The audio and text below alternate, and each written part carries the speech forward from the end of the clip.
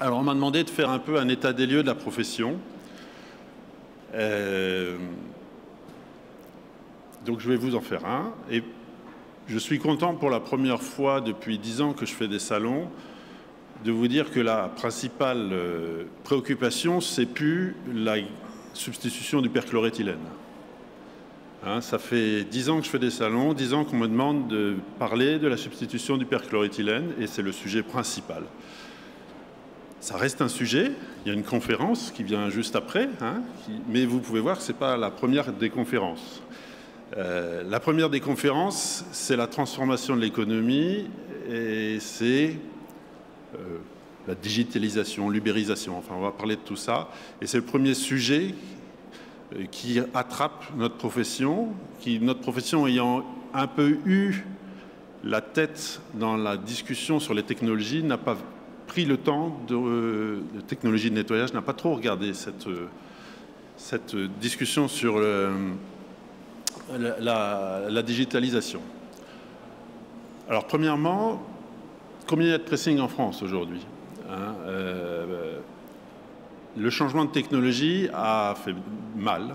Il a provoqué la fermeture d'à peu près 30% des pressings en France. Et on est aujourd'hui sur la base de 3500 pressings en France, alors qu'on était à 5000 pressings il y a encore une dizaine d'années de ça.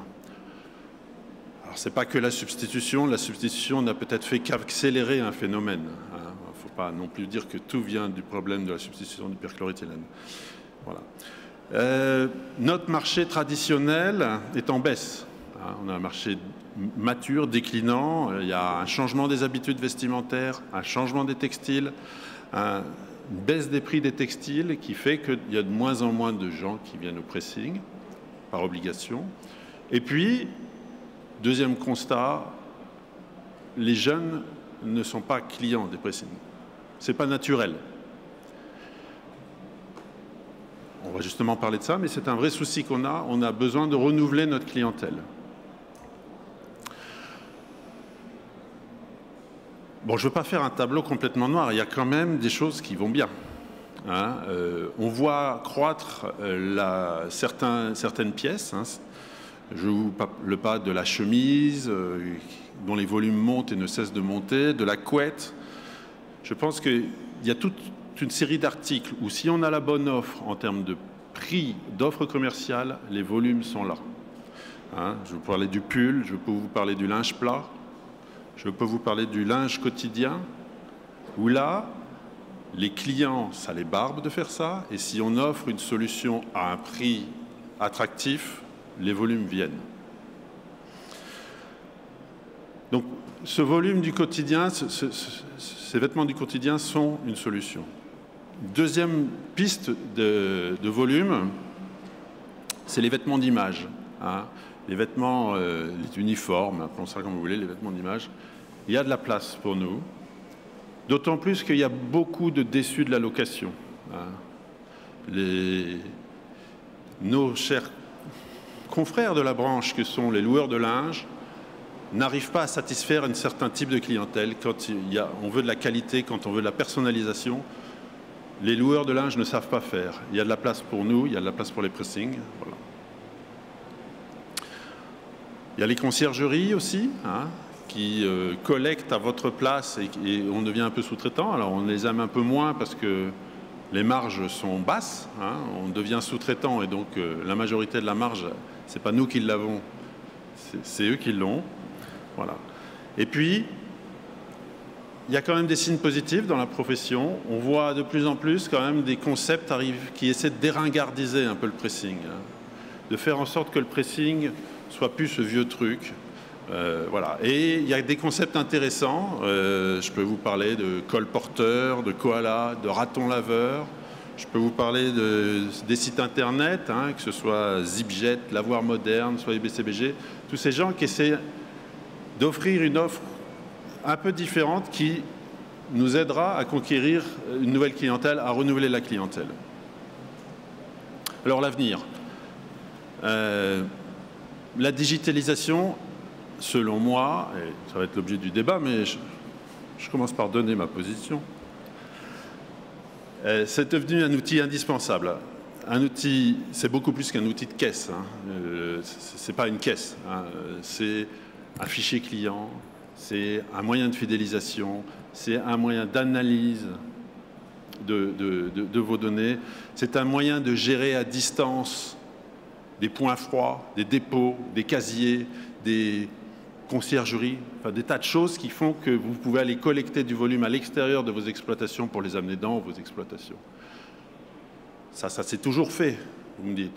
Mais maintenant, il y a des outils pour le faire. Et il y a des outils qui vous permettent de le faire efficacement et de maîtriser les choses.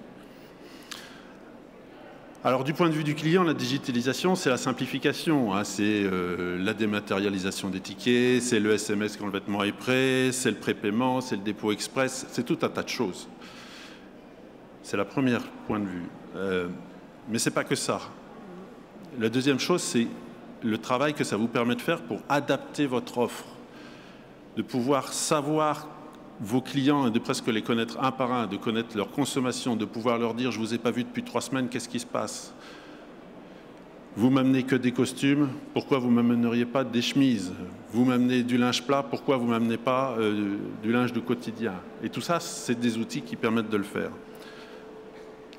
Donc, c'est ce qu'on appelle le CRM, le Customer Relation Management, mais c'est vraiment important parce que ça permet de maximiser le potentiel des clients. Ça permet d'aller chercher du volume extérieur. Je vous ai parlé des conciergeries, des B2B, des points froids. Oui, on ne peut plus attendre, malheureusement, que les clients franchissent la porte. Il va falloir, et du fait de la fermeture d'un bon nombre de pressings, il y a des endroits de France où il n'y a plus de pressing.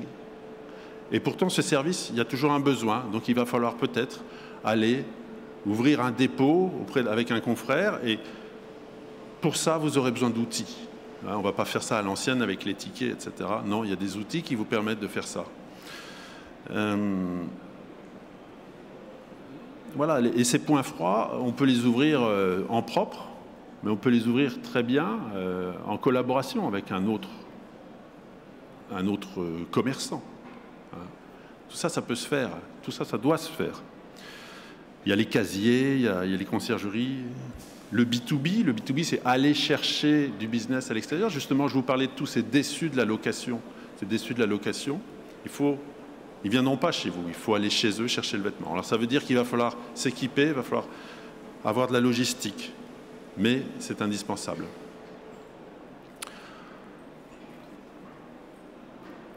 Donc, ces outils, ils sont disponibles. On va vous les présenter, il va y avoir un débat. 2 choses quand même.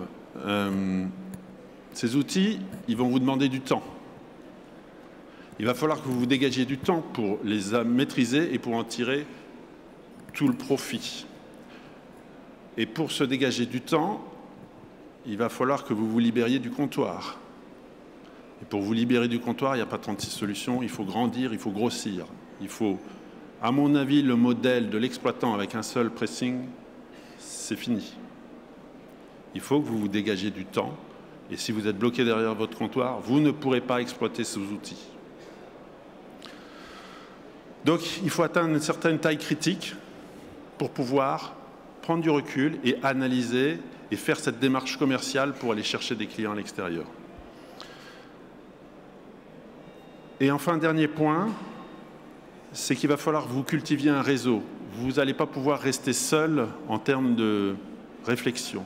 Il va falloir que vous ayez des échanges avec vos confrères sur la meilleure façon d'utiliser cette digitalisation. Ce n'est pas, pour nous, quelque chose d'inné. Hein. Nous, voilà, mon père disait qu'on était des laveurs de culottes. On est des laveurs de culottes, quoi. On n'est pas des informaticiens fous. Donc, c'est uniquement par le mélange de nos expériences qu'on arrivera à avancer. Donc, il y a des lieux d'échange. Le premier échange, ce sera bien entendu avec tous les fournisseurs, mais moi, je les invite à créer des communautés autour de leurs outils pour permettre d'échanger les bonnes idées, de faire des tests, qu'est-ce qui a marché, qu'est-ce qui n'a pas marché.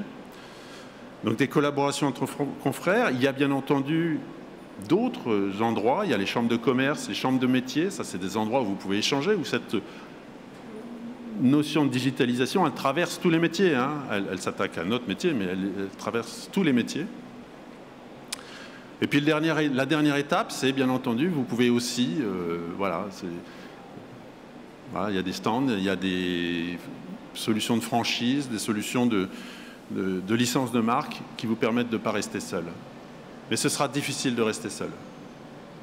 Voilà ce que je voulais un peu vous dire avant de passer la parole à mon président pour animer cette session. Merci.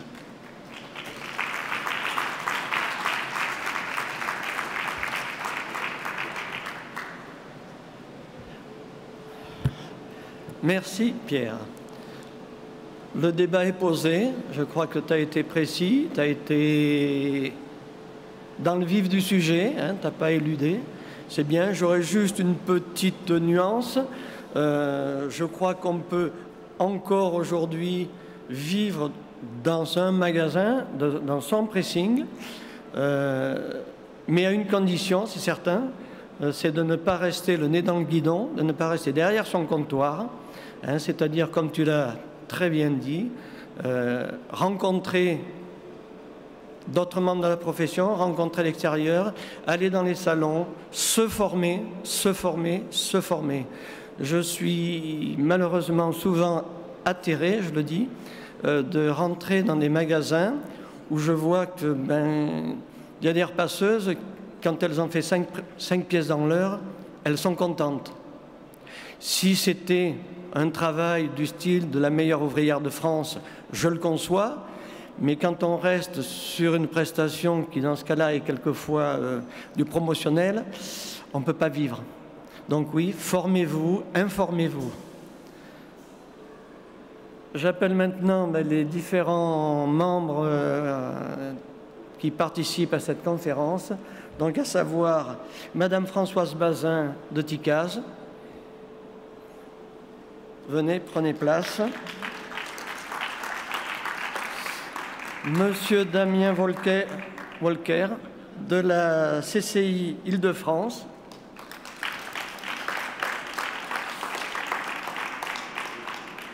Monsieur Raphaël Saclay d'Association Angers.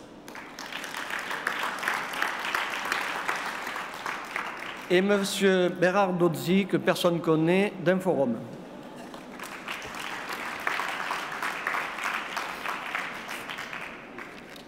Alors, Madame Bazin, pardon, je vais dire Madame Ticas. Madame Bazin, la parole est à vous. Comment ?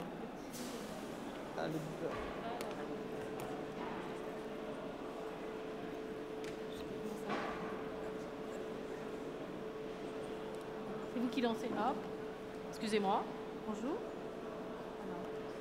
Vous m'entendez ? Voilà. Non, je pense que c'est... Hop, c'est la dernière.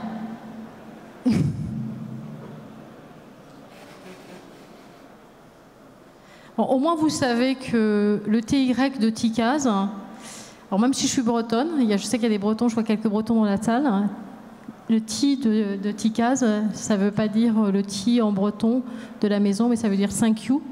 Et on a choisi ce début de nom parce qu'on était persuadés que le jour où on allait créer la marque, nos clients allaient nous dire merci. Parce que l'idée de la marque, donc moi j'ai créé il y a 4 ans, donc je suis Françoise Bazin, j'avais passé 25 ans comme directeur administratif et financier dans des structures filiales de groupes internationaux, et où j'ai fait beaucoup de refonte de process d'organisation basés sur les systèmes d'information. Et j'ai toujours été persuadée que l'innovation, le changement et les systèmes d'information allaient accompagner vraiment les entreprises à être extrêmement performantes.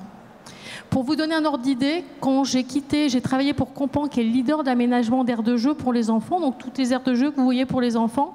Quand j'ai quitté Compan en 2005, c'est-à-dire il y a 14 ans, mon dernier projet, après avoir mis en place des CRM au niveau de l'entreprise, d'avoir mis en place l'outil comptable, c'est de mettre des puces sur l'ensemble des jeux que Compan vendait en France pour pouvoir traquer tous les entretiens qui se faisaient sur les jeux et de le faire de niveau quand on passait avec faire l'entretien et qu'on passait avec nos ordinateurs.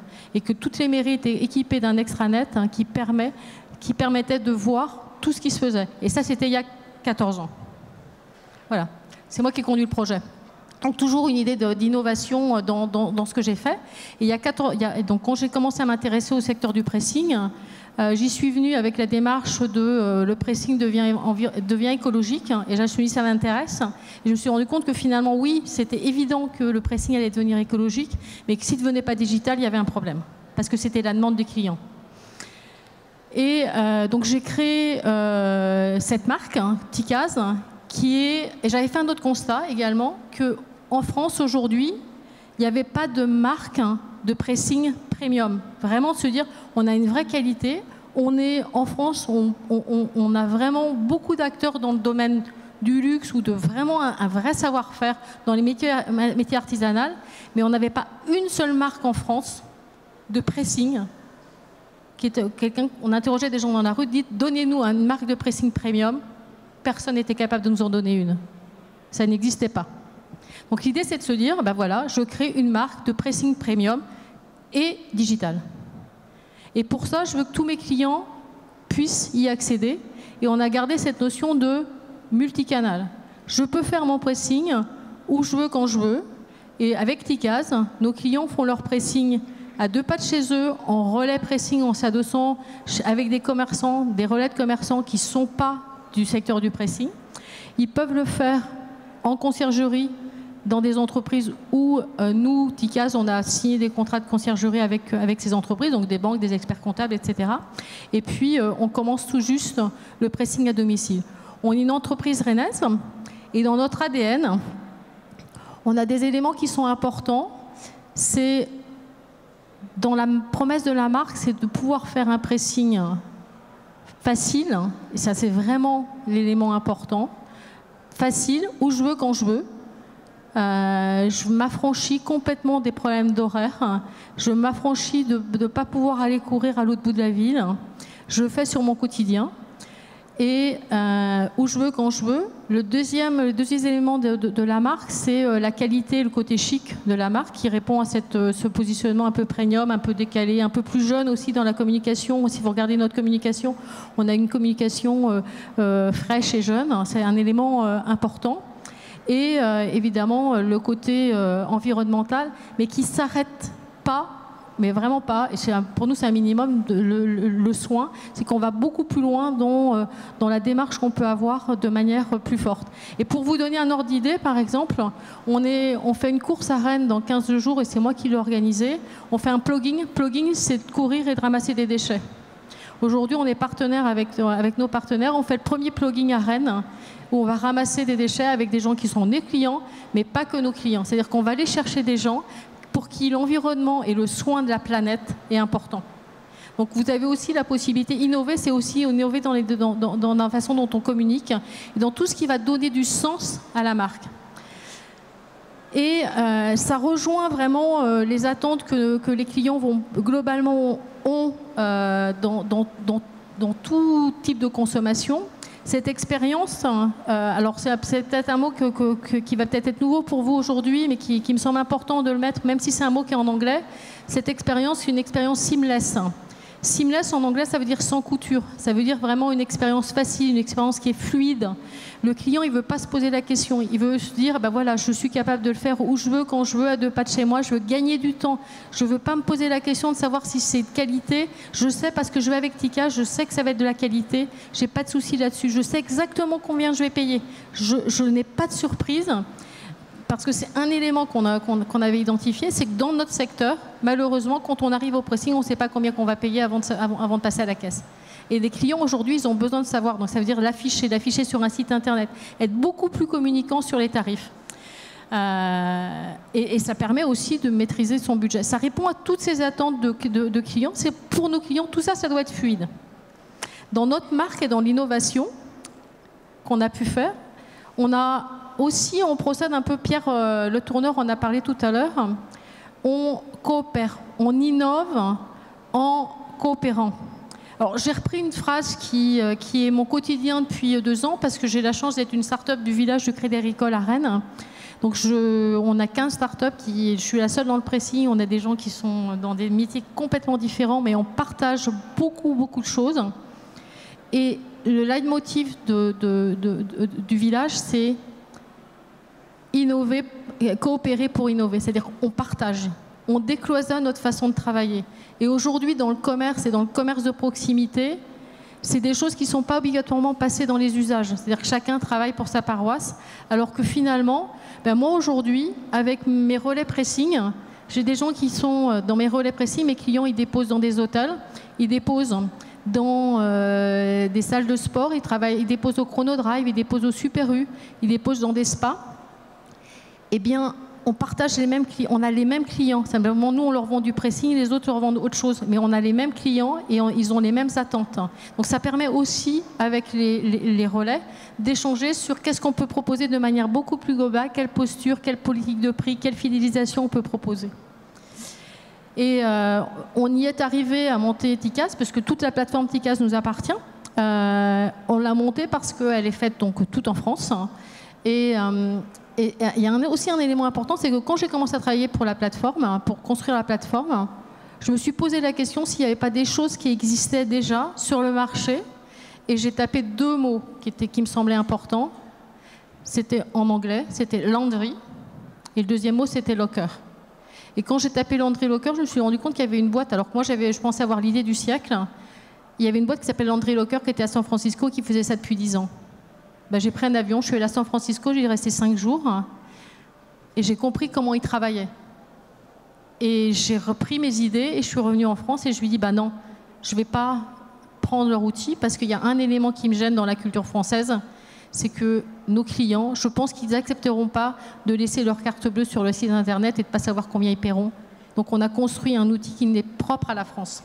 Et propre à une mentalité, à une culture qui est européenne. Et ça, c'est des éléments importants dans la façon dont, quand on innove, de savoir à qui on s'adresse. Ma plateforme, aujourd'hui, comment ça marche, TICAS? Nos clients commandent en ligne.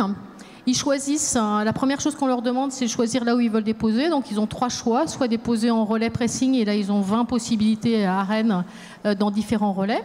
Soit le deuxième choix, c'est en conciergerie d'entreprise. Donc là, ils mettent leur code conciergerie d'entreprise, ils vont pouvoir déposer. Alors s'ils travaillent au Crédit Agricole, chez Ernst & Young, KPMG, Price, etc., c'est des clients qu'on a. Et puis, et à domicile, et là, on commence à domicile, alors plutôt dans des immeubles premium. Voilà, on n'est pas sur tout le monde à domicile aujourd'hui. On reçoit la commande, ils payent en ligne et ils vont déposer. Nos relais sont tous équipés d'un extranet, donc ça marche exactement comme les relais colis. On traite, on collecte, on contrôle, on dépose chez notre artisan et on donne 3 jours de traitement parce qu'on ne veut vraiment pas être dans l'urgence et habituer nos clients à se dire pour la qualité, il nous faut 3 jours et il nous le faut pour pouvoir organiser cette relation avec notre sous-traitant et il n'est pas question pour nous de mettre notre sous-traitant et nos équipes dans le rush parce que c'est pas la qualité, on n'aura pas la qualité si on fait ça. Et puis, c'est aussi une démarche environnementale parce qu'on stresse tous moins et on sait que le stress, c'est un élément qui est vraiment pas bon pour chacun de nous. Voilà.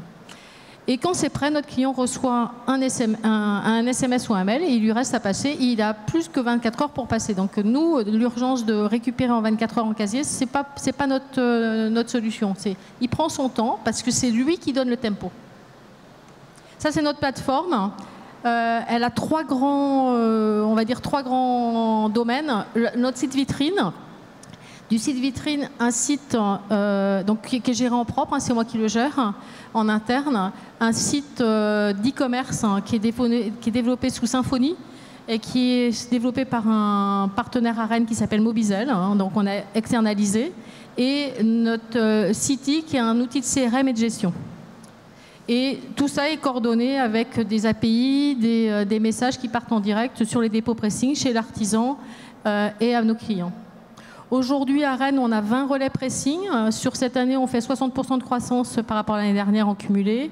On a un taux de satisfaction de 7,5 sur 5 au niveau de nos clients. On a vraiment des très, très bons avis clients. 1600 nouveaux visiteurs, c'est le nombre de nouveaux visiteurs qu'on a par mois à rentrer dans notre boutique virtuelle.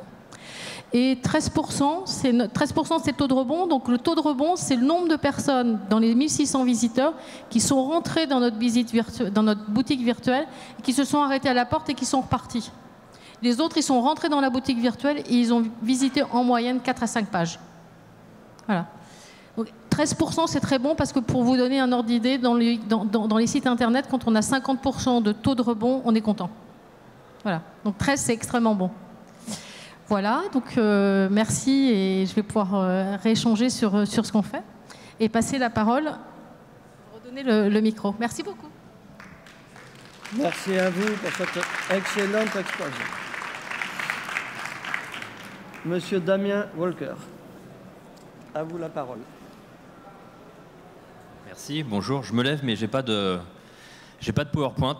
Je suis désolé, mais je préfère être debout. Je représente la Chambre de commerce et d'industrie Paris-Île-de-France. On représente 800 000 entreprises sur la région. J'ai une bonne et une mauvaise nouvelle. La mauvaise nouvelle, c'est que je ne suis pas le spécialiste de la blanchisserie et de l'e-pressing. Vous imaginez que je ne peux pas être spécialiste de tous les codes NAF, de toutes les activités commerciales qui existent. La bonne nouvelle, c'est que, enfin j'espère, au bout des 10 minutes d'intervention sur les enjeux et les solutions du digital pour sa transformation digitale pour le commerce, vous aurez appris une ou plusieurs choses. Et si ce n'est pas le cas, je vous invite à aller voir quelques confrères de la Chambre de commerce départementale, parce que chacun des départements en Île-de-France comme en France ont une chambre de commerce. Et la Chambre de commerce, c'est avant tout la maison des entreprises. Je vais commencer mes propos par prendre une photo.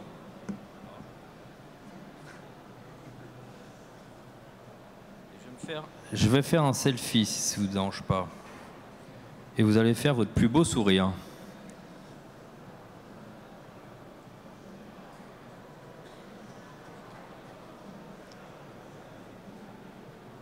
Voilà, c'est dans la boîte.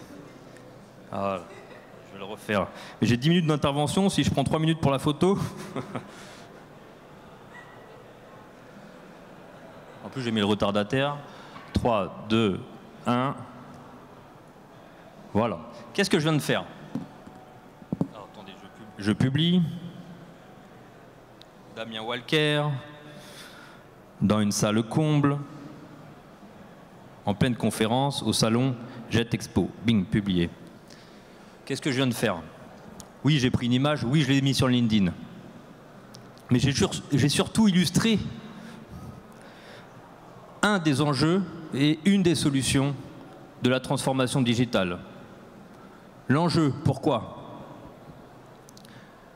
Parce qu'il faut montrer qu'on existe. Il faut montrer que vous existiez.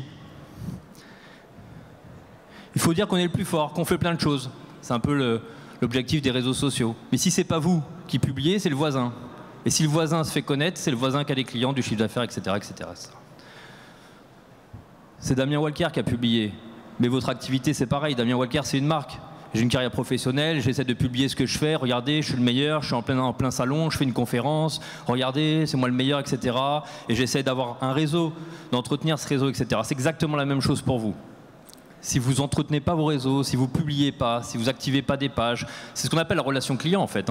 Moi, c'est la relation réseau professionnelle, mais c'est exactement la relation client. Voilà, je voulais introduire ces propos, il me reste 7 minutes ou 6 minutes, mais je voulais introduire ces propos pour vous montrer que les réseaux sociaux, c'est extrêmement important. Pour rien vous cacher, j'ai pas de slides, mais hier, j'ai envoyé 4 ou 5 slides avec plein de chiffres. Le digital, hein, c'est vrai, hier soir, je sais plus, 23h, quelque chose comme ça, j'ai fait 1 heure, plein de chiffres partout, comme quoi le digital, c'est hyper important, la transformation, c'est important, tout le monde y va, les consommateurs demandent que ça. Mais je me suis dit, je vais les baratiner pendant 10 minutes avec des chiffres. Et tout le monde est au courant. Qui n'est pas au courant que le monde change, que le consommateur utilise son téléphone pour faire des courses? Tout le monde est au courant. Ça ne sert à rien que je vous dise allez-y, allez-y, allez-y. Vous le savez, j'espère. Parce que si vous ne le savez pas, vous pouvez sortir. Franchement, c'est trop tard pour vous. Il faut y aller. Parce que de toute façon, même si vous n'avez pas mis les pieds sur Internet, vous êtes déjà sur Internet. C'est ce qu'on appelle l'e-réputation. Même si je rencontre des commerçants qui n'ont même pas d'adresse mail. Et quand je regarde, je les googlise, c'est la première chose que je fais, je googlise le commerçant avec Google, je regarde voilà, regardez, il y a 4 avis sur vous, monsieur. On parle de vous, vous existez, vous avez une page, une fiche. Waouh, comment ça se fait? Ah voilà, c'est ça. Donc la question, c'est pas est-ce que je vais sur Internet ou est-ce que je vais pas sur Internet? Est-ce que le web c'est bien, est-ce que c'est pas bien? Chacun se fait son idée. La question, c'est comment je maîtrise ma réputation et mon image sur Internet. C'est ça la seule question. Et pour ça, il y a une réponse, c'est je prends la main. Je prends la main sur l'image et mon e-réputation. Donc, je ne vais pas vous parler des enjeux parce que vous êtes tous d'accord que c'est important. Je vais vous parler des solutions. Alors pourquoi je vais vous parler des solutions? Parce que j'ai sorti, pour le compte de la CCI régionale Paris-Île-de-France, j'ai sorti il y a quelques mois, le 4 mars, j'ai inauguré une boutique qui se trimballe dans toutes les rues d'Île-de-France, dans toutes les villes d'Île-de-France et dans toutes les villes de France bientôt. C'est une petite boutique qui se déplie. C'est sur une remorque, et la remorque se déplie sur 36 mètres carrés très rapidement. Et elle va à l'encontre des commerçants dans les centres-villes, au plus près des commerçants. Et on regarde 30 solutions de transformation digitale. Mais pas n'importe quelle solution. J'ai sélectionné des solutions peu chères, voire gratuites. C'est vraiment ça la question. On proposait un robot qui disait bonjour à 10 000 €. Hors sujet. Hors sujet. Moi, ce qui m'intéresse, c'est le commerce indépendant. C'est avoir des solutions très peu coûteuses, rentables. J'ai pris des solutions, deuxième critère, simples d'utilisation. Le commerçant, vous l'avez dit tout à l'heure, il n'est pas technophile, c'est pas un webmaster. En plus, il doit faire de la stratégie, il doit ouvrir des commerces, il doit être bon dans l'accueil, il doit faire... Voilà. C'est pas un technophile, le commerçant. Il faut avoir des solutions clés en main et simples d'utilisation. Donc les 30 solutions que j'ai mis dans ce petit camion, cette remorque qui se déplie dans la boutique connectée, c'est des solutions simples et peu coûteuses. Je fais un peu de teasing, vous l'aurez sûrement dans votre ville dans les prochains mois. Dans ces solutions, il y a des solutions pour attirer. Premier exemple, la fiche Google My Business. Alors c'est des solutions très simples, hein. C'est très hétérogène, mais la moitié des commerçants qui rentrent dans cette boutique-là, ils n'ont jamais regardé si leur fiche Google My Business, c'est la première chose à faire. C'est gratuit, ça met 10 minutes. Vous regardez si votre fiche est à jour.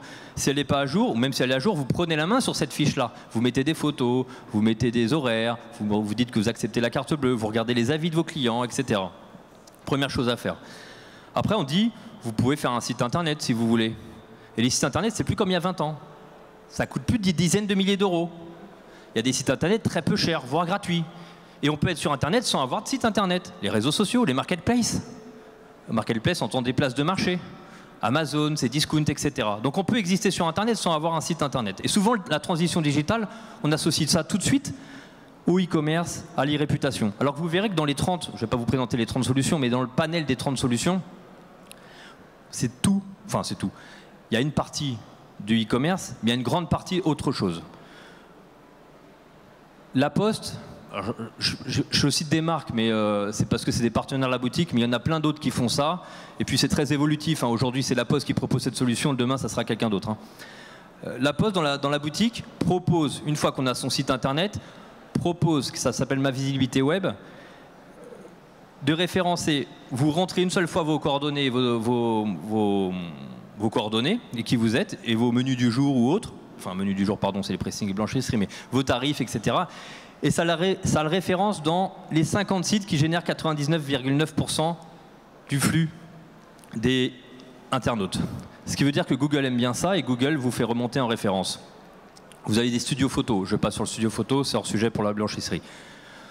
Vous avez de la réalité augmentée. Vous mettez un casque, à 20 € le casque, vous clignez des yeux, en clignant des yeux, vous avez une maroquinerie, vous pouvez le mettre dans le panier, etc. Vous faites vos courses, vous avez une perceuse, le Roi Merlin, on a reconstitué un rayon du Roi Merlin, vous avez une perceuse dans les mains, etc. Je vous dis ça pour vous montrer que le digital, c'est pas que du site e-commerce. Vous avez tout ce qui est QR code, ça peut vous intéresser. J'ai pas fait le travail de l'application des solutions dans votre activité commerciale. Je vous laisse le faire. Je vous dis juste ce qui existe en transition digitale pour que vous puissiez vous l'approprier. Le QR code, c'est simple, hein. En 3 minutes, je vous en crée un si vous voulez. Ça renvoie sur des pages internet qui existent aussi. Et vous pouvez l'utiliser dans votre communication. Vous avez un hologramme. Alors derrière l'hologramme, c'est un petit hologramme où on voit du vin couler dans un verre, mais peu importe. Derrière l'hologramme, c'est le discours de la scénarisation du produit, mais surtout le discours de l'expérience client. Je ne sais pas ce que vous pouvez faire, à vous de l'inventer, à vous de l'imaginer, mais il faut créer l'expérience client. Il faut que quand le client rentre dans votre commerce, dans votre boutique, ou parle avec vous, il s'en souvienne pendant 2, 3, 4 semaines et qu'il en ait parlé à 10 personnes. Je prends l'exemple fou parce que je suis un peu fou. Vous mettez un perroquet dans votre pressing. Perroquet, mais qu'est-ce qu'il me dit lui? Un perroquet dans votre pressing. Vous prenez en photo, les consommateurs se prennent en photo avec le perroquet. Et bien le soir au dîner, je suis tombé sur un commerçant, regarde la photo qu'il m'a pris avec un perroquet, etc. J'ai vécu un bon moment. Il en a parlé à une personne, à 2, 3 personnes. Il reviendra, ça l'a marqué pendant 2, 3 semaines. C'est n'importe quoi cet exemple-là. Mais c'est de l'expérience client. C'est ça qu'il faut imaginer, c'est ça qu'il faut retenir. J'ai quoi d'autre comme... j'ai tout ce qui est prix, mais ça je passe, ça ne vous concerne pas. J'ai tout ce qui est fidélité. Monsieur disait, la donnée client, c'est important. C'est hyper important. C'est hyper important. Pourquoi? Parce que c'est la valeur de votre fonds de commerce demain. Vous n'avez pas de données sur vos clients, vous pouvez diviser votre fonds de commerce par 2 ou 3, c'est clair. Vous savez qui je suis, si je suis marié, si j'ai des enfants, la date de mon anniversaire, ma couleur préférée, si je porte des chemises ou des polos. C'est ça qui a de la valeur. Parce que la date de l'anniversaire, je vais recevoir un petit SMS du pressing. Monsieur Walker, bon anniversaire. On vous offre 5%, 5 €, une chemise lavée, 3 chemises, peu importe la promotion. Et c'est ça qu'il faut faire. Et c'est ça qui fait plaisir aujourd'hui. Monsieur Walker, on avait l'habitude de vous voir toutes les semaines, le samedi matin. Vous êtes parti en vacances? Revenez. C'est ça le texto que je veux recevoir. Et quand je dis base de données et fidélité client, c'est pas le coup de tampon des coiffeurs qu'on nous met, ou de mon pressing qui me met un coup de tampon, en plus véridique. Mon pressing, il me met un coup de tampon comme mon coiffeur. Un coup de tampon. Et ça sert à quoi un coup de tampon? Est-ce qu'il sait comment je m'appelle? Est-ce qu'il sait si j'ai une famille, une femme qui veut se faire repasser et laver toutes ses robes, etc. Ça ne sert à rien un coup de tampon. Regardez les grandes surfaces et les grandes enseignes qui sont déjà très accompagnées, même les grandes enseignes de pressing, elles connaissent tout sur vous, tout. Le panier moyen, quand est-ce que vous êtes arrivé, etc. C'est indispensable, c'est le nerf de la guerre. Dans la boutique, pour revenir prendre l'exemple très pratico-pratique, parce qu'il n'y a que des solutions pratico-pratiques, on a mis un jeu en place. C'est fait par Dolmen, c'est une société partenaire. Vous venez de ma part, il vous fera des prix, vous inquiétez pas. C'est un jeu concours, vous grattez. Alors il y a plein de jeux, hein. Vous grattez, etc. Il y a un tirage au sort. Et du coup, vous récupérez de la data parce que le consommateur qui vient, il veut gagner le lot, il veut gagner une voiture, il veut gagner les 100 € par mois de pressing gratuit, etc. Donc il joue, il récupère de la base de données.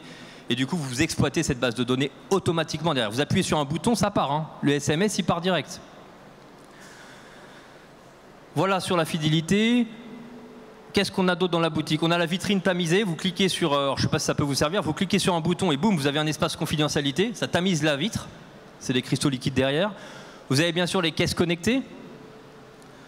Je ne vous fais pas le discours des caisses connectées, vous savez, c'est obligatoire depuis 1 an et demi, etc. Il y a des caisses ultra simples, freemium, avec une application gratuite directement sur le portable. Vous avez tout ce qui est sécurité, et oui, la sécurité, c'est aussi du digital. Quand vos caméras elles filment ce qu'il y a dans le magasin et que vous êtes en réserve, et il y a un client qui rentre et que ça vous envoie un SMS sur votre portable, attention, mouvement dans le magasin. C'est de la transformation digitale aussi. Vous avez tout ce qui met en relation des clients potentiels avec des pressings blanchisseries potentiels. J'ai l'exemple sur de l'alimentaire, mais ça ne vous regarde pas, mais il y a énormément d'applications qui voient le jour. Je ne sais pas s'il y en a une spécifique ou pas dans la blanchisserie ou pas, mais aujourd'hui, avec tout ce qui est connecté dans la poche, on peut très facilement mettre en relation des consommateurs et des prestataires. Vous avez je parlais tout à l'heure des réseaux sociaux. Bon, réseaux sociaux, vous savez que c'est hyper important. Ceux qui disent aujourd'hui ouais, mais Facebook c'est pour les jeunes, franchement ça fait à peu près 5 ans que c'est fini ce discours-là. J'allais pas dire il y a autant de vieux que de jeunes, mais il y a tout âge sur les réseaux sociaux. Et par exemple dans la boutique on a mis, parce que les réseaux sociaux c'est avoir une belle, je finis, hein, parce que vous avez vu que je suis passionné par ce que je fais, donc c'est avoir une belle page de relation client, parce que la relation client aujourd'hui c'est ça, elle est digitale également. Mais c'est comme si vous avez un beau film mais personne ne va le voir. Avoir une belle page Facebook, une belle page Instagram, une belle page LinkedIn, etc. Il faut avoir une belle page, mais avoir des likes. Et pour avoir des likes, il y a un petit compteur. À chaque fois que vos clients y rentrent, vous dites, regardez, appuyez, likez ma page et vous faites tourner le compteur. C'est sympa. Pour ceux qui sont allés à Montréal dans les restaurants, il y a ça partout. Ça cartonne. Ça s'appelle Smiles. Pour ne pas faire de pub, mais je crois qu'ils sont tout seuls sur le marché sur ce coup-là. Voilà, donc il y a plein de petits outils, c'est ce que je voulais vous dire, plein de petits outils qui existent sur la transformation digitale, qui sont simples, peu chers, et qui, au lieu de perdre du chiffre d'affaires et des parts de marché, vont au pire vous les stabiliser, au mieux vous faire gagner des parts de marché au détriment du concurrent qui ne s'est pas mis sur la transition digitale. J'ai fait un peu de teasing sur la boutique connectée. Désolé de ne pas avoir projeté quelques images parce que illustrer c'est beaucoup plus sympa. Mais je vous invite à la découvrir dans votre ville prochainement. Elle va tourner beaucoup en Ile-de-France, en France. Et puis surtout, boutique ou pas boutique, la chambre de commerce est à votre service. Rappelez-vous, c'est votre maison. Et on a un certain nombre d'outils pour vous accompagner, du diagnostic gratuit, du coaching gratuit, des ateliers collectifs. Tout ça, c'est financé par la chambre de commerce sur ses fonds propres et par un peu d'Europe.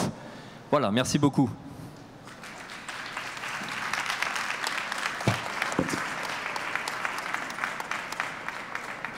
Merci, Monsieur Walker. Formation, information. On y revient. Monsieur Raphaël Saclay, s'il vous plaît.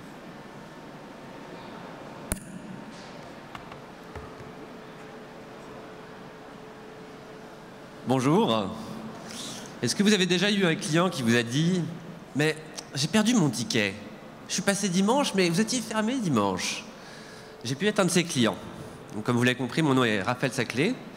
Et j'ai cofondé la société Hangers, qui est une solution de gestion pour les pressings et les métiers de l'entretien textile, qui vous permettra de chérir vos clients comme jamais.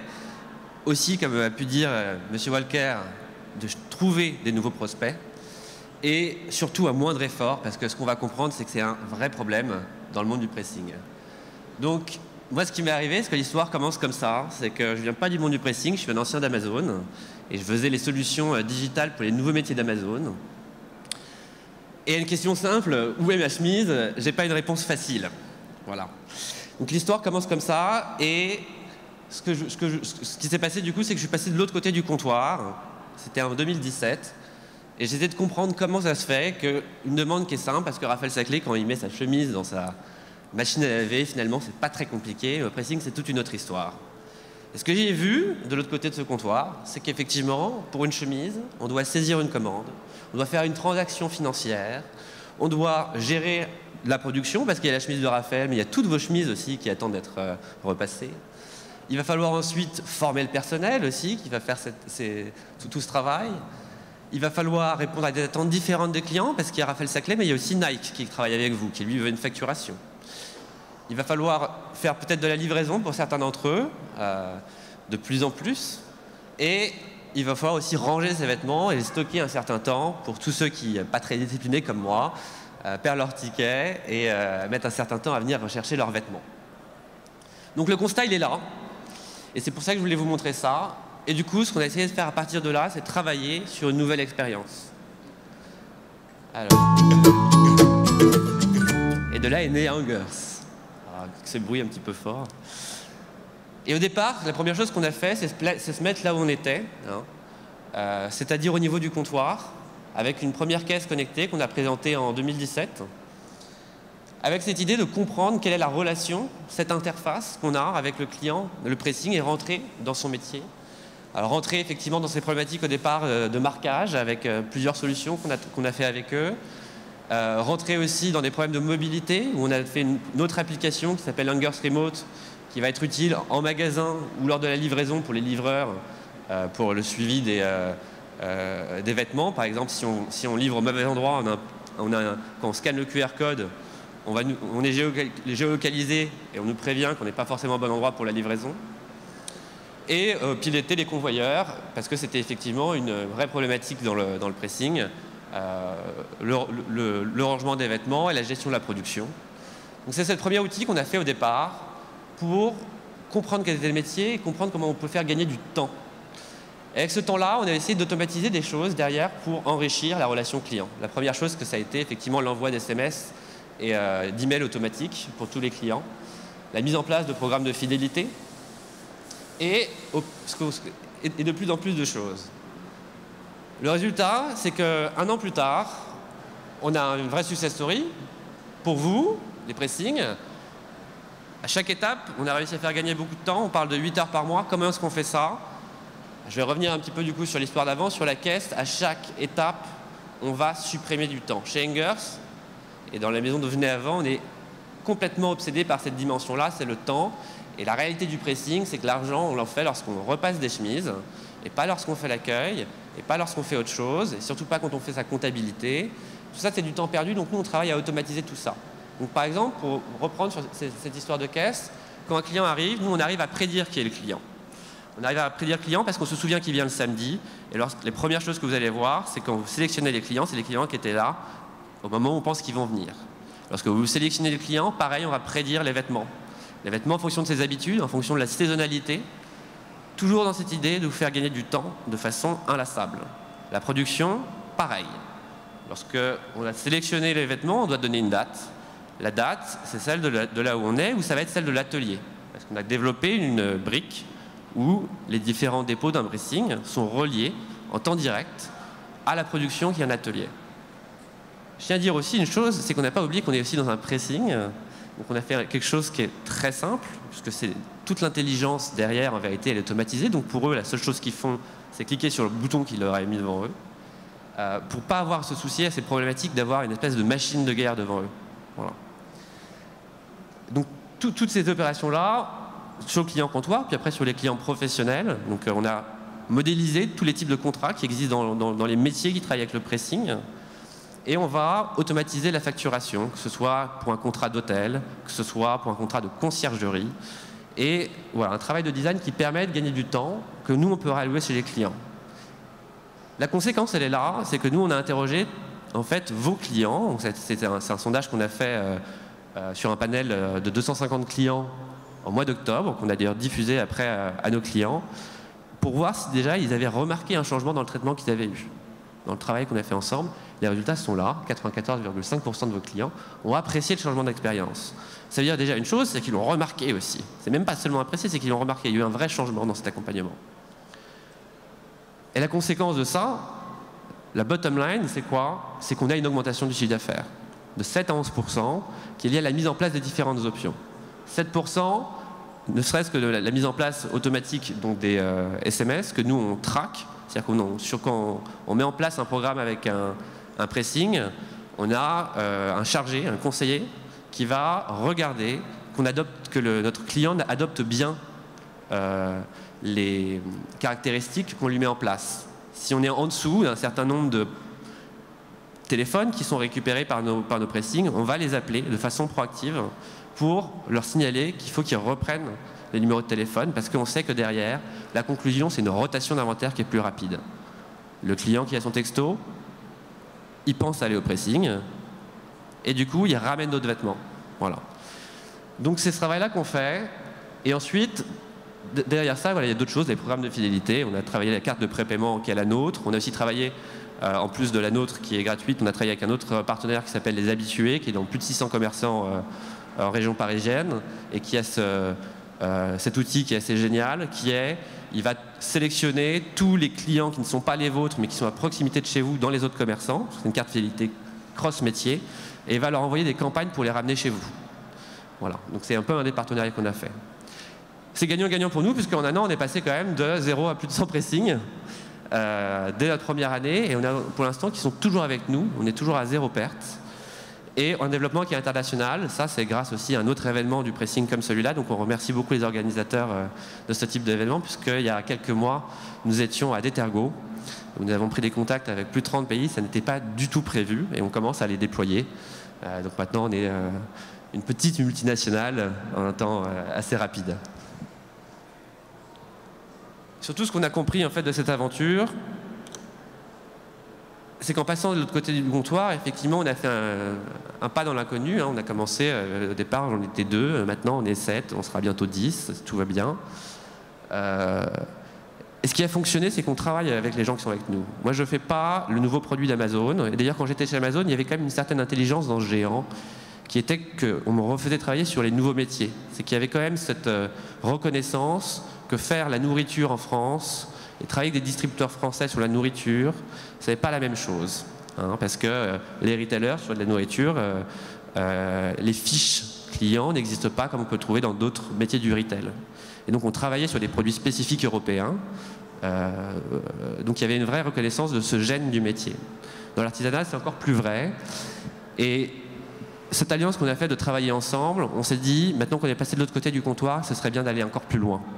De comprendre qui sont tous les autres personnes qui ne sont pas dans le comptoir, mais qui ne sont pas dans la boutique, qui travaillent avec nos pressings. Et c'est le travail qu'on a fait pour aller chercher partout des partenariats stratégiques qui vont nous aider dans le monde du pressing pour que cette union soit encore plus riche et qu'on puisse avoir un outil qui soit encore plus lisse pour eux, pour leur libérer du temps de travail. Donc pour reprendre un petit peu ce qu'on avait vu avant, c'est au niveau des transactions. Donc déjà, on a fait un premier partenariat stratégique avec Generali, où on a digitalisé entièrement l'expérience des litiges pour leurs clients, qui est entièrement intégrée pour eux, c'est-à-dire que lorsqu'un client vient faire un litige, le formulaire est entièrement fait avec la signature digitalisée, protégée, et au moment de l'envoi, ça l'envoie de façon tripartite et au client, et au gérant, et à l'assureur. Du coup, on a un traitement aussi qui est préférentiel pour ce type de transaction. Toujours la transaction, mais qui est une transaction en plus en infrastructure, c'est qu'on a été aussi sélectionné dans le programme Activate d'Amazon, parce que pour un projet que je vais vous donner après, on va avoir besoin d'une structure très complexe pour pouvoir soutenir le métier du pressing, et que sur ces problématiques-là, ils vont nous accompagner. Donc ça, c'est la toute dernière nouvelle qui date d'il y a quelques semaines. Ce qu'on s'est rendu compte aussi, c'est qu'en dehors du pressing, il faut faire venir des choses dans le pressing, donc c'est tout ce qui est achat, production. Et là derrière, ça veut dire appeler un commercial, que lorsqu'on appelle un commercial, finalement, c'est au même moment que tous nos collègues appellent le commercial parce que c'est le début de la saison. Et donc on a digitalisé cette expérience de la même façon avec un système d'ordering complètement intégré à un des leaders de la distribution en France, qui est le groupe Romera, et maintenant Romera CEPN Adelia. Pour avoir cette idée où justement on n'a plus besoin de prendre son téléphone, tout est à portée de main, on n'a pas besoin de changer systématiquement d'outil, de réapprendre, on est devant son outil qui est à la caisse 8 heures par jour, c'est la même expérience, et comme ça on a un process qui est fluide et on ne perd pas de temps. On a aussi pensé à ces fameuses attentes de clients, donc on a fait un partenariat avec CleanDrop, que vous retrouverez aussi sur le salon, qui permet d'avoir un casier connecté à notre système de gestion pour avoir une amplitude en termes horaires qui soit plus importante pour vos clients et aussi pouvoir déporter un point de chalandise en dehors de votre magasin.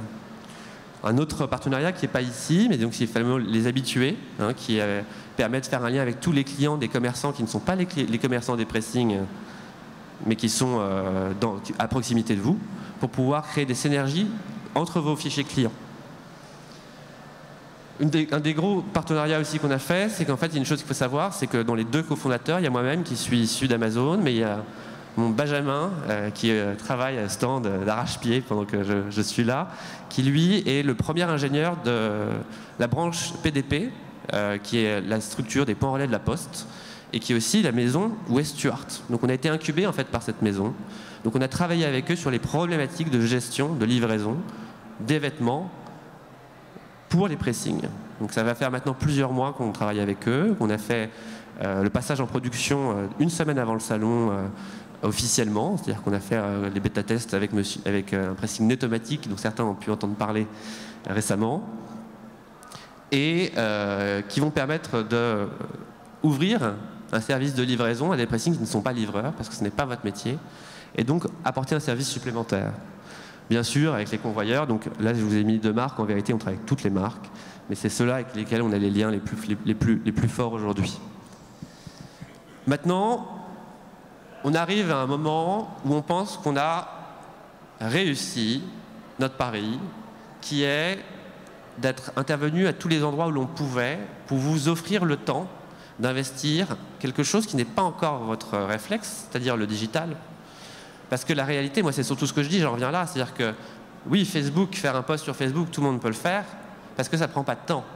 Mais en fait, si on n'a pas un investissement qui est récurrent et une vraie stratégie, un travail dans notre relation client, finalement c'est un peu un coup d'épée dans l'eau.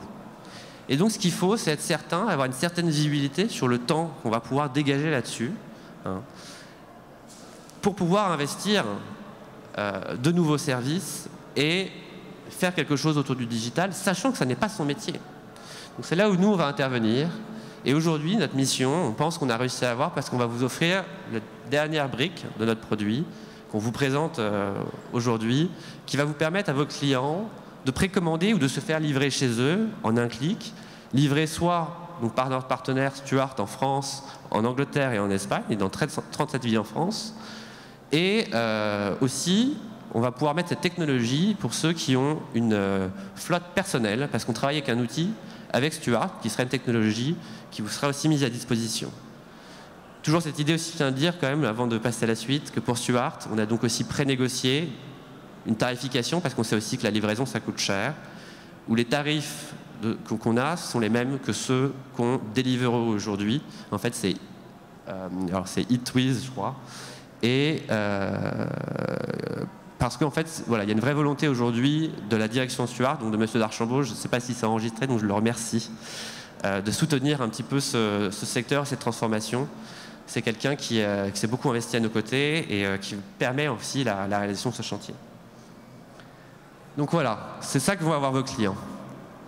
C'est une plateforme. Pardon, il y a promoteur ? Je vais vite. Bon, voilà. Maintenant, vos clients pourront acheter en ligne, un peu comme Deliveroo, mais c'est pour vous. C'est entièrement intégré à votre caisse. Donc, il n'y a pas une double saisie, il n'y a pas de travail supplémentaire. Vous retrouvez une expérience qui est simple. Et comme vous voyez à droite, soit on peut se faire livrer, soit on peut amener la chose chez soi.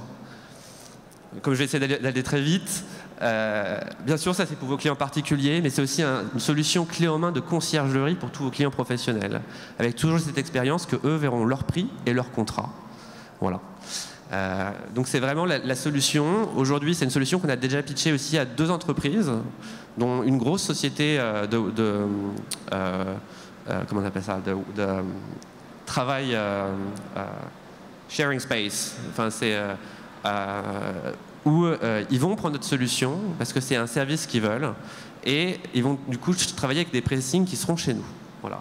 Donc on pense qu'on a réussi notre objectif. Moi, ce que j'espère, c'est qu'on va pouvoir continuer à travailler ensemble. Je vais aller vite. C'est la vidéo que vous pourrez retrouver sur notre stand. J'ai compris que j'ai pas beaucoup de temps, donc je vais pas la montrer. Et donc vous pourrez la voir en tout cas au stand B12, sinon nous contacter.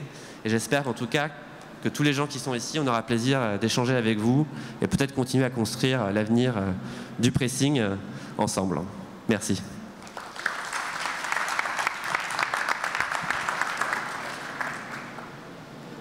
Merci à vous. Monsieur Bernardosi, s'il vous plaît. Merci. Bonjour à tous.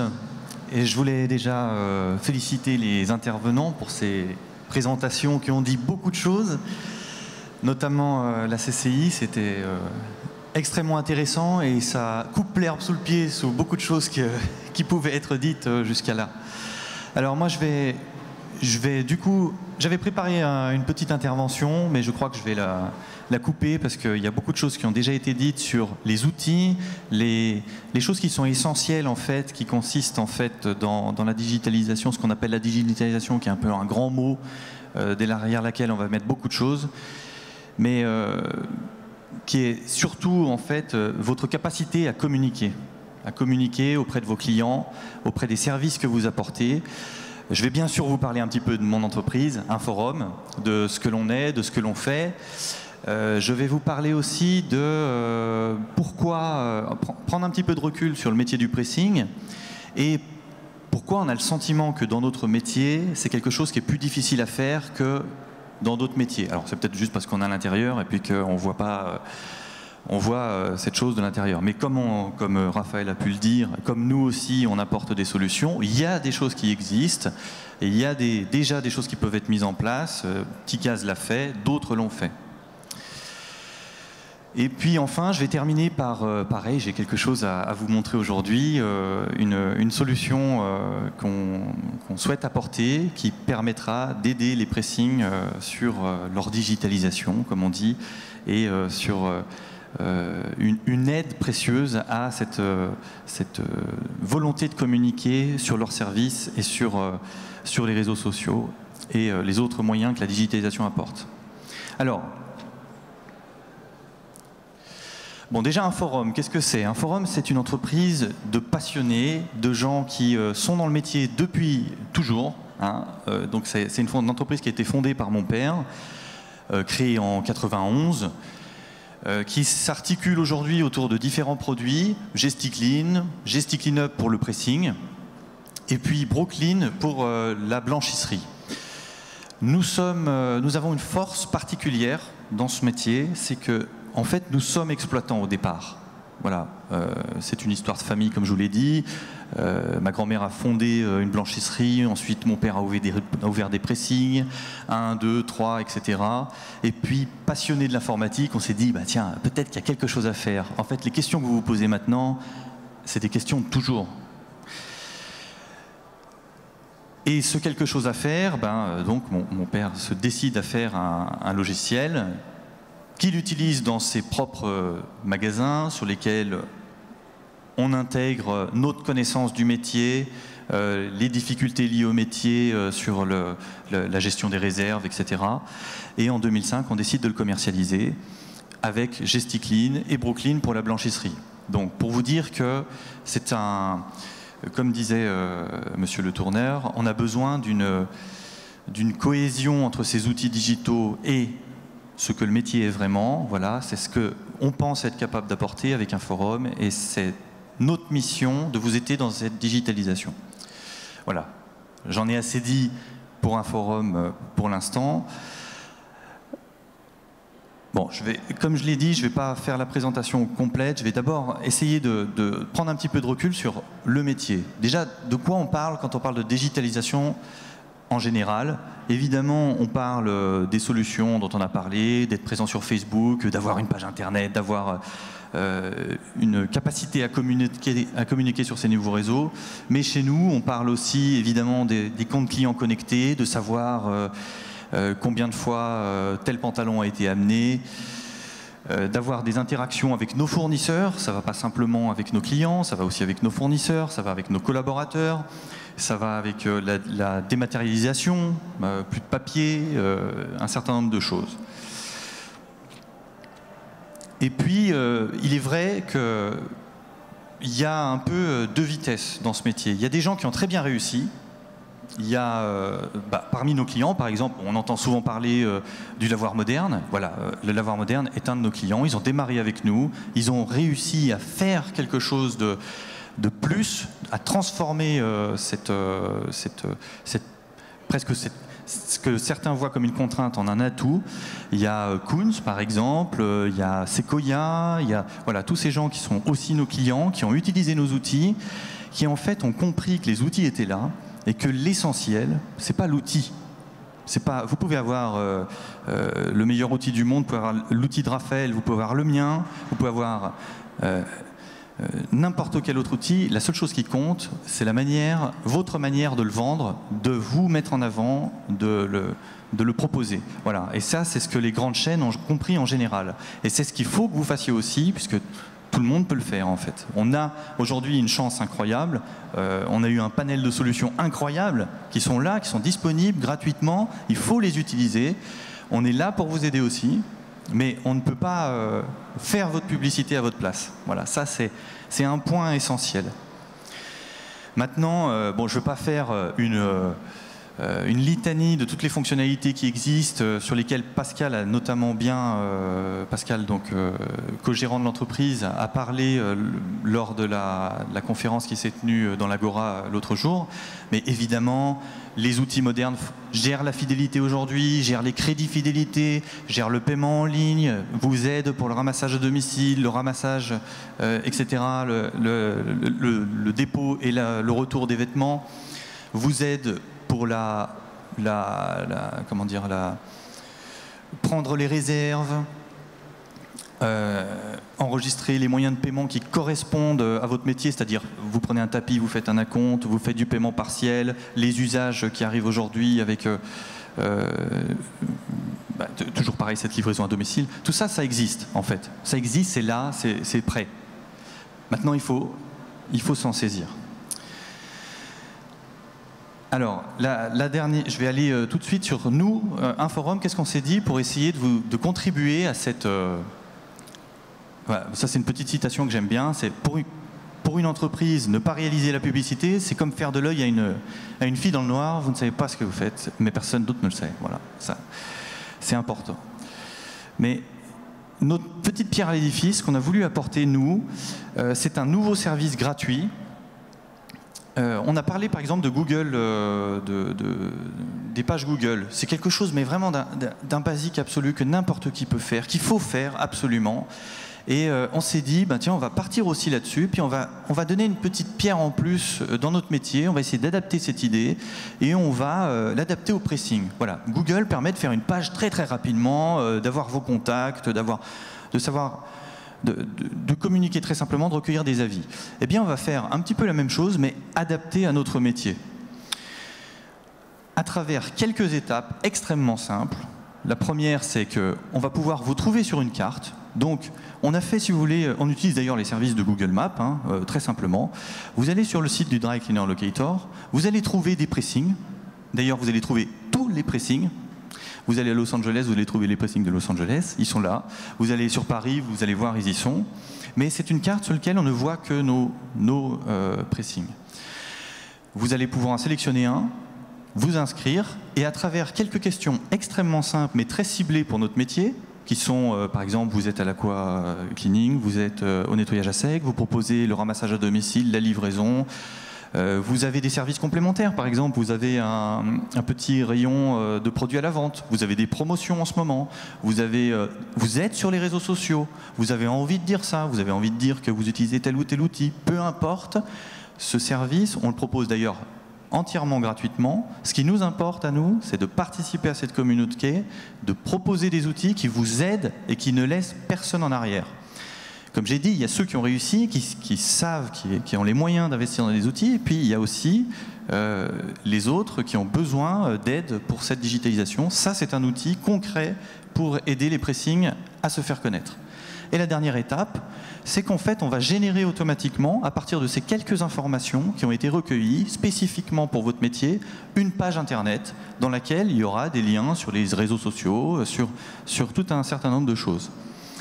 Et ce qu'il faut savoir, c'est que cette page, cette toute simple page, que beaucoup de pressings n'ont pas encore, va être un hub central pour que vous puissiez, enfin un point central pour que vous puissiez par exemple rajouter un bouton et connecter votre outil en ligne, que ce soit celui de Raphaël, le mien ou un autre, peu importe. Ce qui compte, c'est que vous puissiez avoir accès à ces outils, que vous puissiez mettre en avant vos solutions et que vous ayez une solution intégrée complète. Voilà. Dernier point pour nous qui est extrêmement important, c'est que c'est un peu notre manière de contribuer à cette communauté. Voilà, on reçoit beaucoup. C'est un métier qui est en difficulté parfois, on en a entendu parler. Il y a une rétractation, il y a eu un moment difficile qui a été ce passage, cette fin du perchloroéthylène et ce moment en fait où on s'est tous retrouvés la tête dans le guidon, complètement. Et là on est en train de la lever, exactement comme vous le disiez monsieur le tourneur, et on se dit tout d'un coup, mais non en fait le problème c'est quoi? C'est qu'on monte nos muscles, et qu'on sache, qu'on montre à tout le monde ce que c'est le pressing, que ce soit pas un métier ringard, que ce soit pas quelque chose dans lequel on n'a pas envie d'aller, que les jeunes passent la porte de nos magasins, etc. Voilà, c'est ça qui est important, et c'est là-dessus qu'il faut se battre, et ça c'est notre contribution gratuite à ce combat-là, qui est aussi le nôtre en tant que fournisseur. Vous allez mal, si vous allez mal, c'est difficile pour nous aussi, et donc on fait ça. L'autre point extrêmement important, c'est que cette plateforme n'est pas dédiée que aux gérants de pressing, elle est dédiée aussi aux fournisseurs et aux fabricants, puisqu'une fois que vous êtes connecté à l'intérieur de ce système, notre objectif, c'est de permettre aux fournisseurs et aux fabricants de profiter de ce système-là et de pouvoir donner l'occasion à leurs clients, donc les gérants de pressing, de prendre des commandes directement, de commander leurs produits, voire de les ajouter au catalogue directement dans leur système d'encaissement. Vous avez compris que mon métier, c'est, on a tendance à nous réduire à, fournisseur de logiciels de caisse, ce n'est pas ça. On fait bien plus, on fait toute la gestion du pressing de A à Z. D'ailleurs, on ne travaille pas qu'en France, on a cette habitude de voir différentes façons de travailler, on s'adapte à tout ça. Mais là, on ouvre, on l'avait annoncé sur TextCare d'ailleurs il y a quelques années maintenant, c'était en 2016, ça y est, on le fait, on ouvre ce site, il est disponible, vous pouvez vous inscrire, vous êtes gérant de pressing, vous pouvez créer votre page, vous pouvez en profiter et profiter de cet outil. Voilà. C'est tout ce que je voulais dire pour l'instant. Je vous remercie et je vous souhaite une bonne continuation pour ce salon. Merci beaucoup.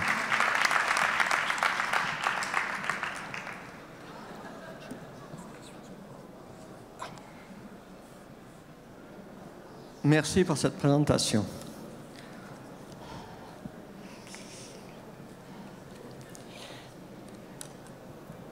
Bien.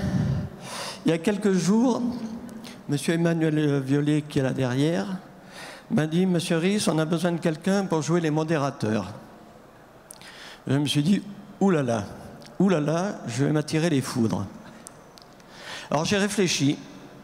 Je me suis dit « Qu'est-ce que je vais raconter ?» J'ai réfléchi. Puis je me suis dit « J'ai essayé de me rappeler des souvenirs, mon lointain passé. » On rêve un peu, je suis en 1930. Je ne sais pas si on est nombreux à l'avoir connu, mais bon. Et finalement, nos intervenants très brillants, ils n'ont rien inventé. Rien du tout. Quand je réfléchis, mes grands-parents, en 1930, leurs clients, ils les connaissaient. Ils avaient le notaire, ils avaient les médecins, ils avaient le boulanger du coin, ils avaient toute cette population qui n'était pas loin d'eux. Les promotions, c'était pas compliqué. Le matin au bistrot, le petit noir ou le petit blanc, on racontait aux copains, aujourd'hui, on fait une promotion à les pantalons. Puis les pantalons, il n'y en avait pas beaucoup à l'époque. Les vêtements, ils étaient personnalisés, c'était pas difficile. Qu'est-ce qu'on faisait? On avait le nom. On prenait une aiguille, du fil, et on cousait Monsieur Durand, Monsieur Dupont. Ça marchait très bien. Alors finalement, pourquoi faire mieux? J'ai peur qu'on se réveille en 2019 et que le fil et l'aiguille, ce soit un peu compliqué à utiliser. Je ne sais même pas si d'ailleurs nos salariés savent encore tirer l'aiguille. À voir. Je ne sais pas si certains encore le font. J'espère que non. Donc finalement, je me dis, mais modérer quoi? Je ne sais pas. Quand on réfléchit, notre profession, depuis ces années-là, je crois qu'elle a sacrément évolué. On ne découvre pas aujourd'hui qu'elle évolue. Jusque dans les années 50, on avait des usines avec des dépôts froids. En fin des années 50, début 60, on a les pressings qui sont arrivés. Nos usiniers les ont regardés de très haut, dont mes parents d'ailleurs, mes grands-parents. Et puis en 68, un fournisseur, pour ne pas le nommer, la société Beuve, bouleverse tout ça, invente le pressing économique. Ça a fait du grabuge, c'était une révolution. Ça a duré une vingtaine d'années. Dans les années 90, le discount est arrivé, on a ressecoué tout ça. À chaque fois, on a vu une amélioration, une professionnalisation de nos métiers.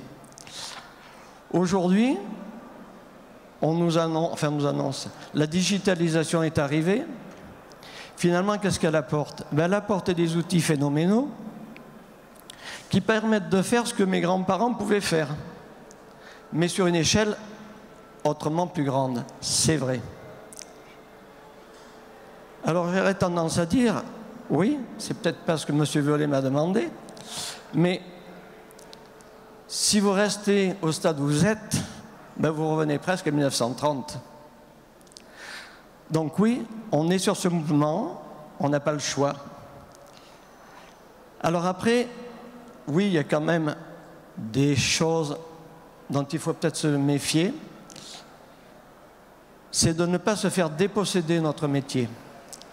C'est de faire en sorte que ces outils, on se les approprie, pour que ce ne soit pas d'autres qui se les approprient. Parce que vous l'avez compris, je ne sais plus qui l'a dit tout à l'heure, je crois que c'est Pierre, la marge, elle est à celui qui vend. Elle n'est pas à celui qui produit. Et si on passe par le biais de gens comme Uber, comme Booking, comme quelque nouvel entrant, quel qu'il soit, qui c'est qui fera sa marge? C'est eux. C'est eux qui nous imposeront leurs lois. Regardez juste un fournisseur qu'on côtoie depuis longtemps, qu'on utilise depuis longtemps. Je ne sais pas s'il est dans la salle, il va peut-être se sentir visé. C'est les chèques Cleanway. C'est Cleanway. Mais Cleanway, il ne nous demande pas à combien on veut vendre. Il nous dit, voilà, vous travaillez avec nous, c'est tant le pantalon, tant la chemise. C'est sur un volume, un niveau un peu réduit. Donc finalement, c'est un plus, ça nous va. Mais demain, si effectivement, on laisse la bride aux grandes structures, aux grands mouvements internationaux qui sont là, qui existent et qui vont s'étendre. Hein, on n'imagine pas Booking ou, je ne sais pas, Amazon rester en dehors de notre profession. À un moment donné, hein, ils vont se dire, tiens, comment se fait-il que ces gens-là, on ne soit pas encore allé les voir? C'est bizarre. Hein, le gars de chez Amazon, il tape, il cherche à nettoyer son vêtement. Puis, tiens, c'est bizarre, pourquoi on ne le fait pas? Ben, à un moment donné, il va le faire. Donc oui, mon discours de modérateur, c'est pas de vous dire faites attention à ça, prenez le temps, faites très attention, c'est de dire n'allez pas trop vite, certes, étudiez votre métier, votre marché, pardon, analysez-le, regardez ce que ces outils-là peuvent vous apporter sur de nouveaux services ou sur les services que vous avez, mais prenez-les, appropriez-les-vous, ne laissez pas les autres vous les prendre. Voilà. Merci à vous.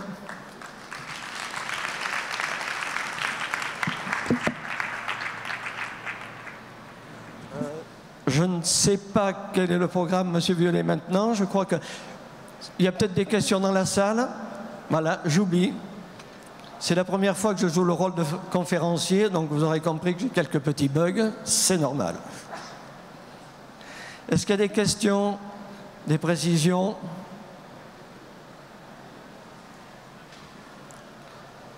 Ne partez pas trop vite. Oui, bonjour. C'est toujours M. Bellarossi d'Alger. Il y a un forum qui s'appelle J'aime mon pressing et qui a 1880... Comme il y a beaucoup de monde qui sont ici, et ça nous apporte beaucoup à notre métier. Moi qui est du Maghreb, et j'apprends beaucoup, vraiment, j'apprends beaucoup. Il y a des gens qui sont des Antilles, des gens du Canada, et vraiment ça nous apprend. Cédric qui est dans le groupe, il y a Saïd aussi, il y a des conférenciers qui nous donnent un peu de leur expérience, et ça nous avance. C'est vrai que ce que vous dites, la digitalisation, tout ce qui est Facebook et tout ça, ça rapproche les gens. Et bien sûr, j'incite les gens à partager leur expérience, surtout partager, ne pas laisser l'information chez vous parce que vous n'allez toujours rien prendre avec vous dans la vie. Et c'est ça que les gens ils vont garder comme mémoire. Merci à vous. D'autres questions, d'autres commentaires?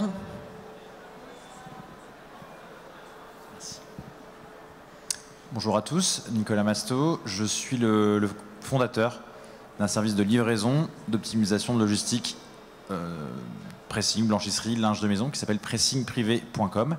J'avais une petite question, alors groupée à Françoise, si je peux vous appeler par les prénoms.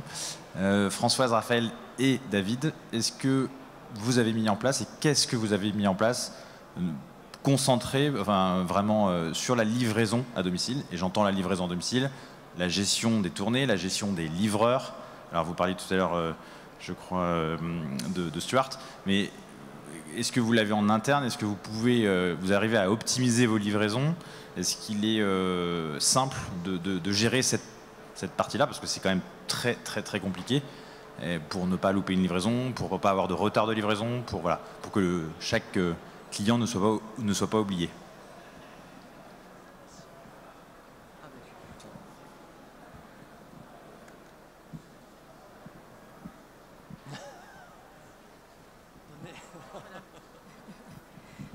Alors nous, on a la particularité de faire quand même une grande partie de notre activité en relais pressing. On intègre, on a notre propre livraison, on a une contrainte malgré tout forte, qui est évidemment le temps dans la journée, mais une autre contrainte qu'on s'est imposée, c'est qu'on roule à l'électrique et j'ai 140 km sur le van.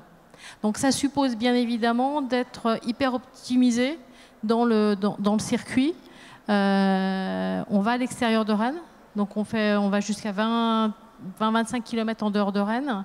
Alors on a la chance de finalement d'avoir biaisé cette problématique de la livraison à domicile qui est très contraignante en termes de logistique, en répondant finalement à une tendance de marché.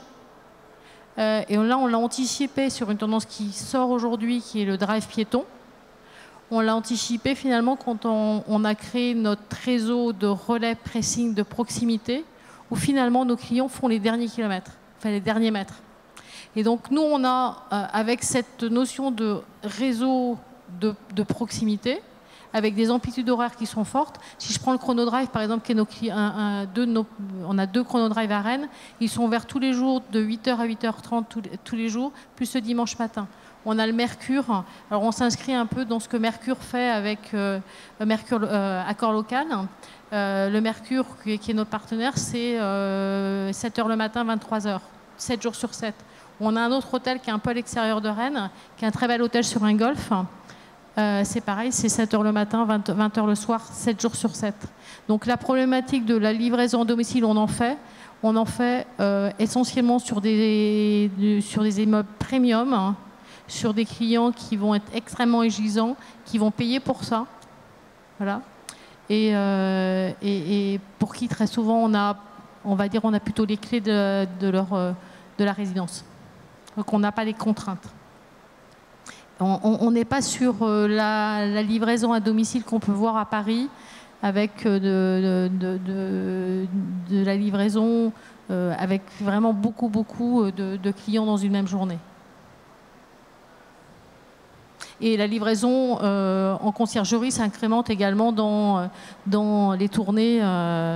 Dans la livraison en conciergerie, c'est pareil. On a un autre atout par rapport à la livraison à domicile, c'est qu'on a 3 jours, la livraison globalement, on a 3 jours de traitement qui permet finalement d'optimiser nos tournées, parce que parfois on a des produits qui sont prêts en 2 jours, donc on va faire un gros pire. Et cette notion de 3 jours est extrêmement importante. Et du coup, ça a un impact, la logistique a un impact sur notre démarche environnementale globale.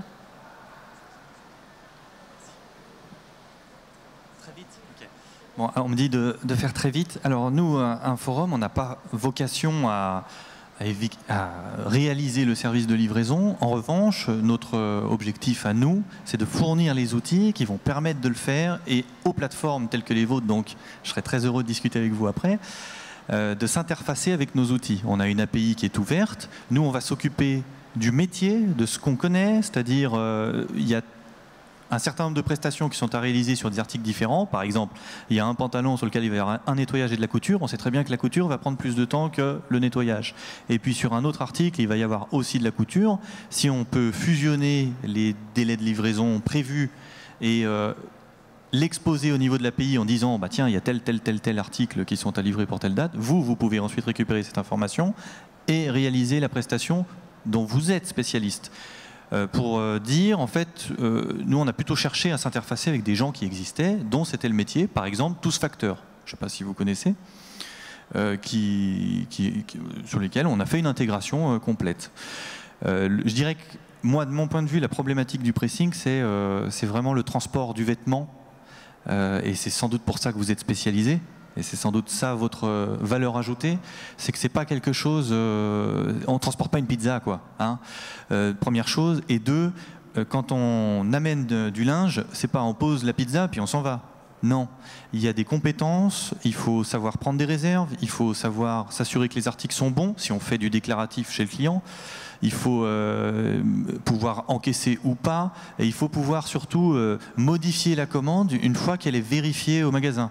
C'est ça aussi, peut-être que sur lequel j'ai pas assez appuyé tout à l'heure, qui fait une des particularités de notre métier et une des complexités de ce ramassage et de ce retour qui fait aussi que vous existez probablement et que vous avez une place à prendre dans ce métier-là. Voilà. Bonjour. Alors effectivement, nous on a un petit peu plus parlé de ce qu'on faisait en termes de livraison. Alors on avait commencé par faire une première brique, mais qui faisait pas tout ce qui était routing. Et ensuite, on s'est appuyé avec notre partenaire Stuart pour travailler sur un produit. Donc eux, ils ont déjà un moteur pour l'allocation des ressources, où on peut même à 20 minutes près ou les programmer après pour avoir la livraison. Le travail qu'on a fait avec eux, il est double. C'est sur avoir la bonne flotte de véhicules. Donc en fait, ils ont une nouvelle flotte qui est déployée ce mois-ci. Avec déjà, ne reste que sur Paris, c'est plus de 100 voitures qui vont être déployées ce mois-ci. Et en fait, voilà, selon la commande qui va être faite par le client, on a fait ce travail de dire, selon le volume ou le type de vêtements, automatiquement, c'est le bon véhicule qui va être choisi, que ce soit un vélo, un triporteur ou une voiture. Là-dessus, on a beaucoup de choses qu'on a réussi à faire. Il y a aussi beaucoup de choses qu'on sait, où on a des deadlocks. C'est un vrai travail qu'on fait avec en partenariat, parce qu'il y a aussi ceux qui ont leur flotte personnelle. Et il y a certains types de livraisons que Stuart ne sait pas faire, parce qu'il y a des contraintes métiers qui ne sont pas les contraintes du métier du pressing, mais qui sont les contraintes du métier d'un logisticien. C'est pourquoi, alors là, effectivement, comme on a une problématique métier, moi, très précisément, donc je ne vais pas tout dire, parce que je pense que j'ai une très bonne idée avec vous pour un service très particulier qu'on ne va pas faire avec Stuart. Donc ce sera l'occasion d'échanger ensemble pour voir comment faire. Parce que, voilà, nous, on a déjà cette intégration de cette expérience d'annulation, reroutage de la commande, reroutage aussi des commandes qu'on a mis en place, c'est-à-dire si on a une marque et qu'on fait une commande, en fait, on ne va pas emmener au point de dépôt, on va amener au centre qui est l'atelier. Ce travail-là, il est déjà fait chez nous. Donc ce serait intéressant d'échanger. Voilà. B12. Voilà, merci à tous d'avoir participé à cette conférence. Merci très chaudement à nos différents intervenants, David Bernardozzi, Raphaël Saclay, Damien Walker et Françoise Bazin, que je vous demande d'applaudir s'il vous plaît.